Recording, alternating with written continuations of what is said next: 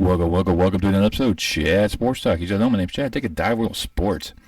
And this is kind of a continuation of my last video where USC and UCLA dropped a bombshell saying they're leaving the Pac-12 to join the Big Ten in 2024, a year before Texas and Oklahoma make their debut in the SEC, and turn the Big Ten from a regional conference to a national conference, and took the next two big programs available to really counter the SEC grabs. But then there's things out there that's saying that the Big Ten may not stop at 16. There's actually rumors and highly credited sources saying that the Big Ten is actually looking at 20. You know, and all what happens with Oregon and Washington, even Notre Dame. I mean, these are some of the other big names out there that still don't know what's going on and what's going to happen to the Big 12, the ACC, what's the SEC going to do. Let me go ahead and we're going to dive in all that action. But before we do, go ahead and give me a thumbs up, especially like the content I provide. You really please YouTube guys up front to shout out. You can also subscribe. Love you guys review my work. I love you all for doing that. Now, many of you subscribe. This costs you a dime. Helps me provide more entertainment value for you. Now, the main thing I think I'm going to touch upon is Notre Dame. In my previous video, I said Notre Dame's best shot, it was joining ACC. And that's when one of y'all mentioned that, Notre Dame in the Big Ten. And I'm a big Notre Dame fan. You see the little helmet behind me. Decided to wear my Illinois hat today. But I've always stated that they belong in the Big Ten, period. That's where the majority of the old school rivals are at. Michigan, Michigan State, Purdue, Northwestern, Ohio State. Even they got rivalries with Penn State. So they have the hatred to great series and great matchups within that region.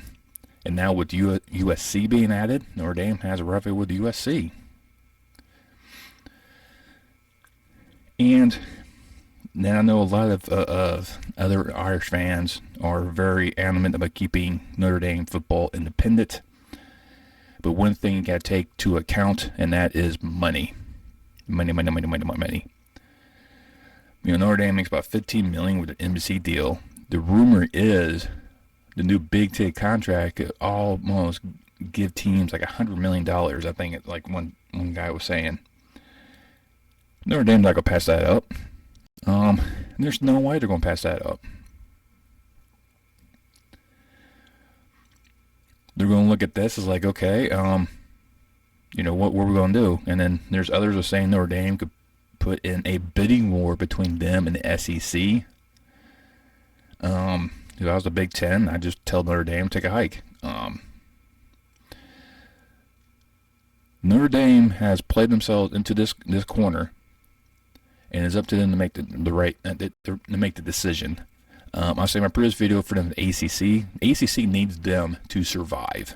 Period. If they can't get Notre Dame, the death of the ACC is coming.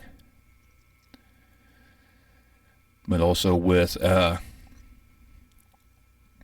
being said, the ACC media rights contract doesn't expire to 2036.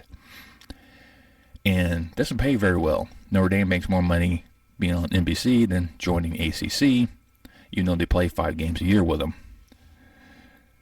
So, for me, I'm going to go back to the old notion that Notre Dame will make a decision soon, which I think they've already hinted at that they are going to discuss this. Give us, all of us procrastinators to come up with all scenarios and just go chasing their tails and making these wild predictions, and that may not come true. Guilty. And make a decision whether or not they're going to join a conference. My last video I said ACC, but my heart always says Big Ten. In this video, they're joining the Big Ten. There's too much money on the table to really not to do that. And once Notre Dame joins, I think you'll see more Pac-12 schools also make that move. I think Oregon make the move. They'll need to. Washington and Stanford. That way Notre Dame has Stanford, USC, Michigan, Michigan State, Purdue, Northwestern, Ohio State, Penn State. These are all rivals they had. That's 8 rivals right there that they can rotate in, every other year or so. And that would give the Big Ten 20 members. Now, the only reason why I didn't go to ACC is because of their media contract. Those schools can't buy out the remaining of their contract because, it's 14 years in the future. So I think ACC is stuck where they're at for the time frame. But I'll dive into their possibilities here in a few. So what does that do with the rest of the Pac-12? And what about the Big 12? I think more to fall to that because the SEC is going to have to counter the Big Ten's ambitions, even though the SEC really wants to go in the ACC and snag like Clemson and Florida State and possibly North Carolina, Duke. But because of that contract that has expired to 36, they have to look at the Big 12 to backfill their members. And that's where I think things get a little interesting with the SEC. I think they'll grab Oklahoma State, bring Bedlam into conference play. Then it makes the most sense. West Virginia would be another one, even though academically they're not in the same level, I believe. But it's still a good football program, good mid-card football program that can go in the SEC and at least be, bowl eligible. Now, the other two, these are going to be controversial choices, I'll say the least, because I know one of them has been targeted by the Big Ten, but they don't want to go and not leave without the other in-state program, and that's Kansas and Kansas State. Now, I know Kansas football is a joke. No one is doubting that whatsoever. But if you continue to bring in high-quality football programs that will beat each other up routinely, you need cannon fodder. That's just nature of the beast. So you need that program that's going to be near the bottom to kind of help everyone else lift up. Now, I know that's a dig at Kansas, and I do apologize for that, but your basketball is what is attracting you. And bringing the Jayhawk basketball into the SEC will help elevate the SEC even more. And then you also bring in K-State to help balance the Kansas, and you get another, quality football program on part of West Virginia. And I think that will make the SEC pretty good at 20 without adding the ACC schools. So it puts, the Big Ten, SEC at 20. I do think it has aspirations going further beyond that one, and I'll discuss that here in a bit. But what happens with the Pac-12 and the Big 12? Well, they merge. That's just plain and simple. There's no way they can survive independently and be competitive. I think they'll merge, and then they'll add 3 more to get them to 16.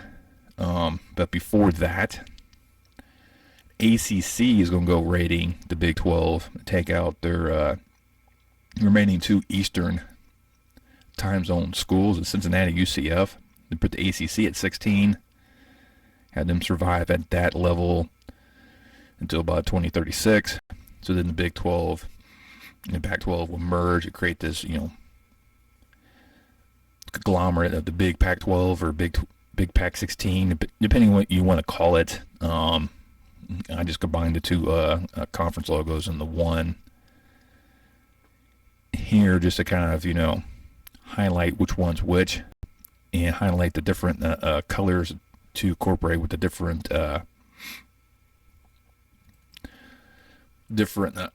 schools depending where they're coming from. So you see that, the black being, the 3 new ones that got brought in. I'll bring in Boise State, San Diego State, and Memphis. The blue being, all the Pac-12 schools, and the orange being the Big 12 schools. So you see kind of how things kind of play out. Now, do I think this is a possibility? The way college football is going right now, yeah.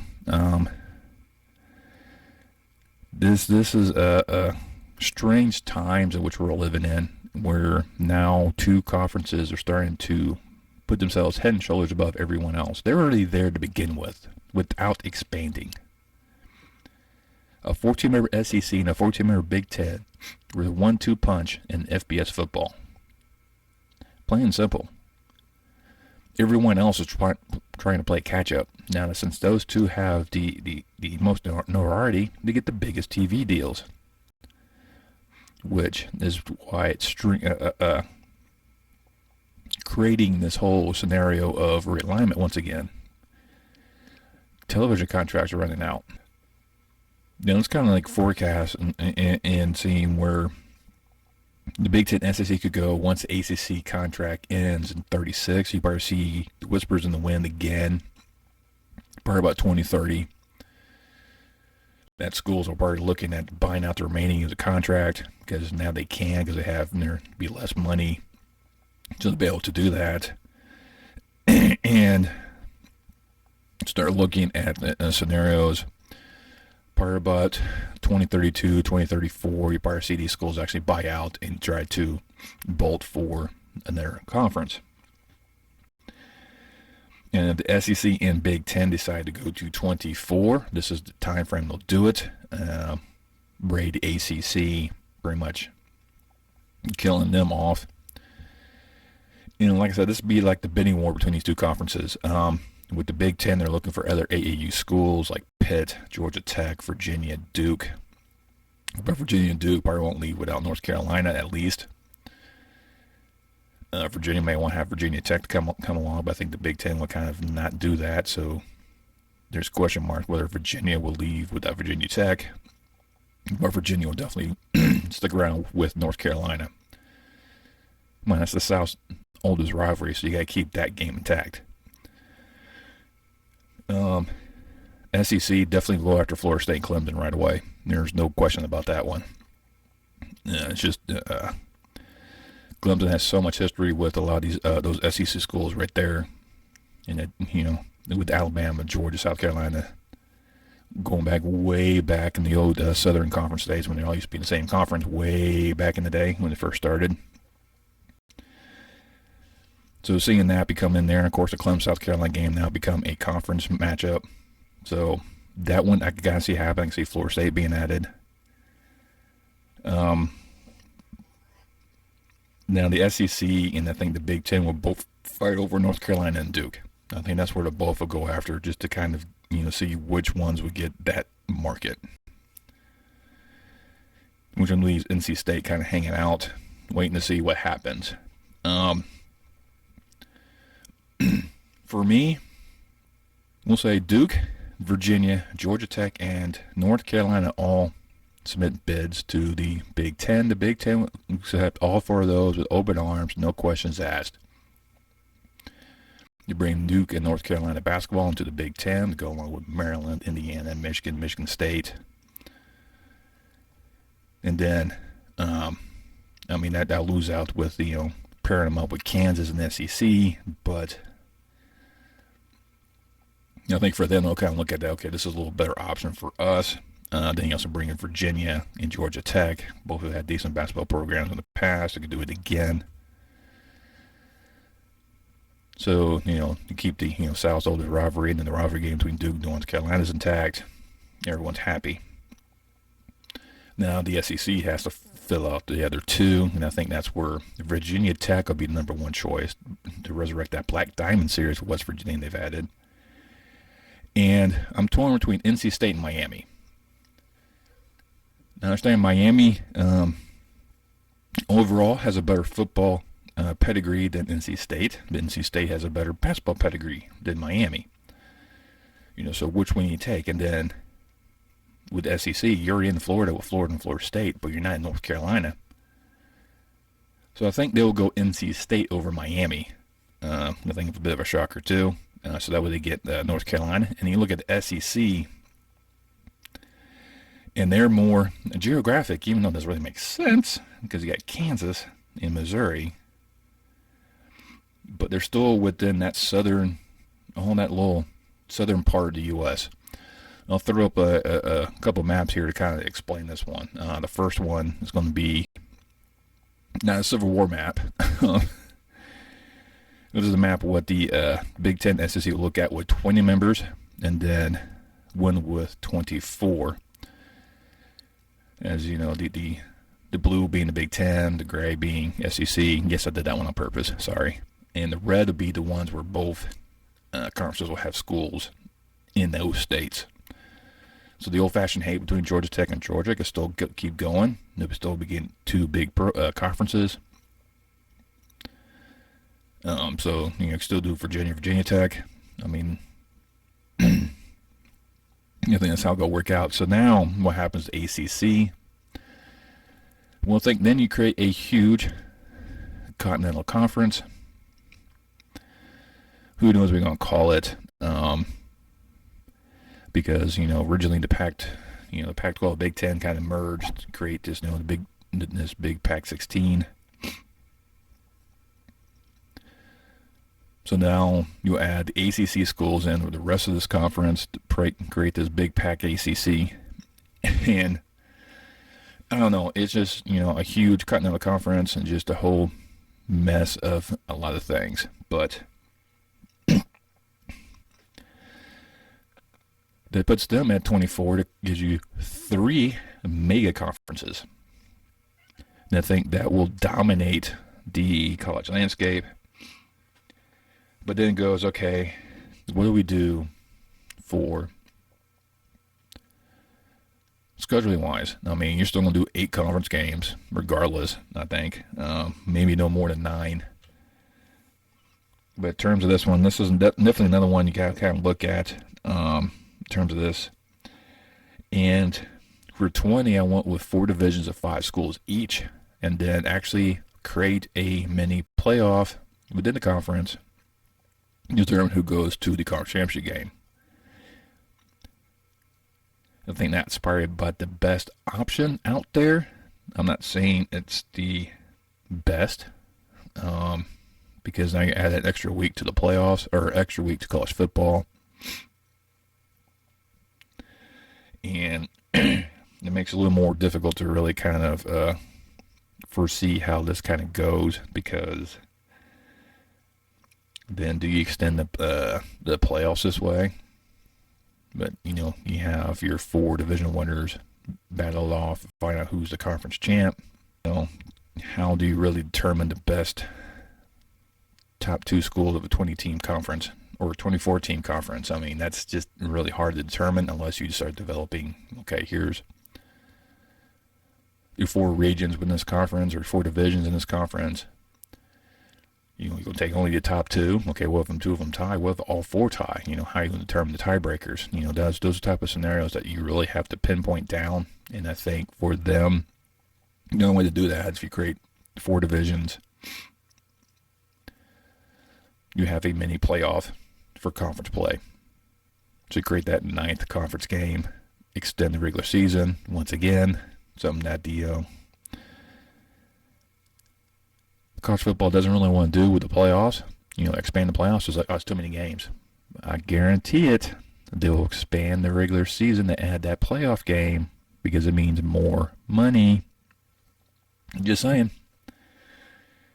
And they'll keep the playoffs at four teams because you have your Big Ten SEC champions for sure. Maybe, ACC and the Big 12 or Big 16, how you want to look at it, champion. You could fight for maybe a 3rd slot, and then you have an at-large, probably going back to the Big 10 or SEC for another team, and there you go. You still be spinning our wheels about the playoffs, and no one gets a fair shot because down the Mountain West has no opportunity. There's the Sun Belt or the American, and a lot of people are like, well, they don't really deserve it because they're smart schools. Then what's the point of having March Madness? what's the point of having an NCAA tournament if you don't give the smaller schools a shot? I'm just saying. But I think we're going to start seeing a separation between the Power 5 or the power conferences and the rest of the FBS. Where the power conferences are stick with that 4-team format, and the rest of them will go, okay, we're going to be slightly better in FCS, but we're going to have a 8-team tournament to determine our national champion. And I think you'll see Division I split into 3. I see that coming sooner rather than later. But anyways, that's enough of my soapbox. I do apologize for that one. It's definitely a weird aspect to kind of see the Big Ten going out to California. I don't think they're done. The rumors are true that they're looking at least 20 as a membership limit. That definitely mean Notre Dame's coming in. Oregon will definitely be in. Washington and Stanford. They'll give them that 20 to create that Western division with the Pac-12 schools. Bring Notre Dame into the mix is what they've been trying to go for years. SEC also going to the Big 12 to snag up, to match them. Maybe not with the same level or emphasis, but they have quality programs, at least 3 of them. And they rely heavily on, your Oklahoma, your Texas, your Alabama, your Georgia, your Floridas, let those guys lead. And I think that's how you kind of have to look at that one. And then just kind of see what happens with the rest of the power conferences, because I think they're all on their last legs. But hey, let me know what you think down below. I know some of my choices, especially for the SEC, might be way out in the left field. I will grant you that one, especially Kansas State. I totally get that. But I couldn't go into the ACC just yet because of that media deal not being nowhere near finished. So, with that being said, who do you think is going to go where? Let me know down in the comments below. While you're there, you go hit that thumbs up. You go also share this video with friends and family, or help promote this channel out. And once you subscribe, make sure you hit that bell notification so next time he posts a video. And I'll see you next time on Chat Sports Talk.